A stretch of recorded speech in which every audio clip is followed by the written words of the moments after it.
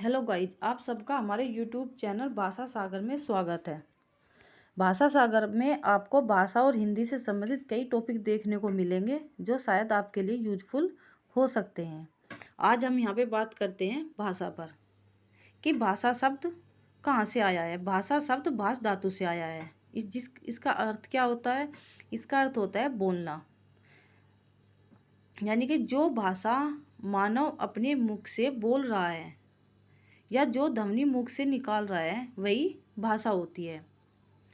भाषा एक ऐसा साधन है या भाषा एक ऐसा माध्यम है जिसके द्वारा हम अपने मन के विचारों को, मन की इच्छाओं को बोलकर, लिखकर या सांकेतिक रूप में इशारों से सामने वाले को समझा सकते हैं।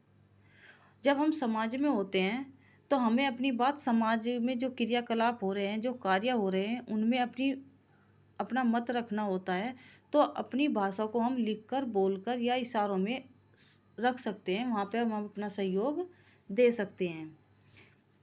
भाषा मनुष्य के मुख से उच्चारित होती है। हम तरह तरह से ध्वनियों का उच्चारण करते हैं। ध्वनियों के मेल से शब्द बनते हैं। लेकिन शब्द कब बनेंगे? जब मुख से निकलने वाली ध्वनि सार्थक होगी। जो मुख से उच्चारित हो रही है ध्वनि, उसका कोई अर्थ होगा, क्योंकि सार्थक ध्वनि ही भाषा के अंतर्गत आती है। यहाँ पे डॉक्टर श्याम सुंदर दास जी ने भी अपनी भाषा को परिभाषित किया है कि भाषा ध्वनि संकेतों का व्यवहार है।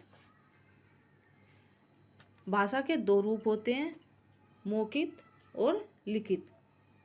मौखिक भाषा होती है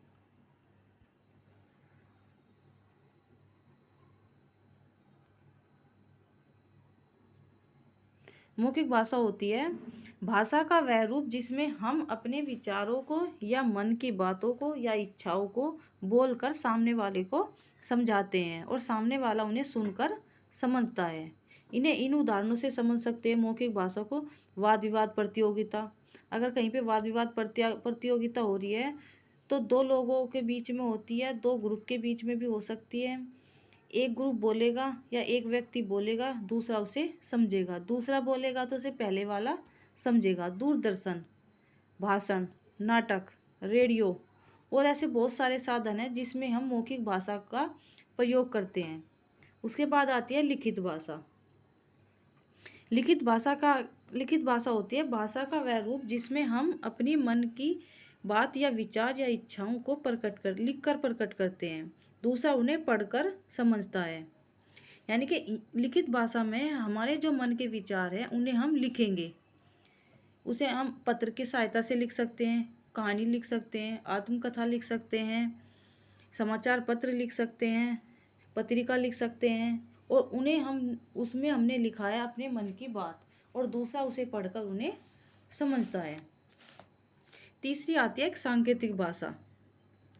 जब कोई भी मानव अपनी भाषा को बोलकर और लिखकर नहीं समझा पाता तो वो सांकेतिक यानी इशारों की भाषा का प्रयोग करता है। इसका सबसे अच्छा उदाहरण है चौराहे पे खड़ा हुआ ट्रैफिक पुलिस का सिपाही, जो अपने हाथों के इशारों से ट्रैफिक यानी यातायात को नियंत्रित करता है।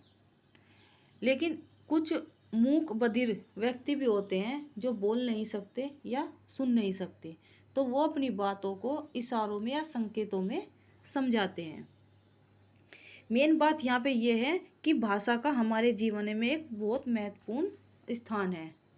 भाषा के द्वारा ही हम समाज में खड़े होकर अपनी बात कह सकते हैं। अगर हमारे पास अपनी कोई भाषा नहीं होती है तो शायद ही हम अपनी बात किसी के सामने रख सकते थे।